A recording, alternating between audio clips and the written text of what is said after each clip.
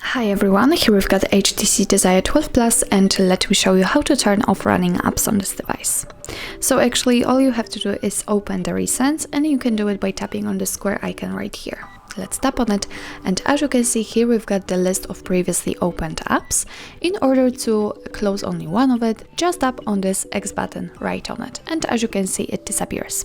But if you want to close all of them, just go to the very top of the list actually and click on clear all. As you can see, we just got back to our homepage, so let's open the recents and check. And here we've got no recent items, so it means that we successfully closed all running apps.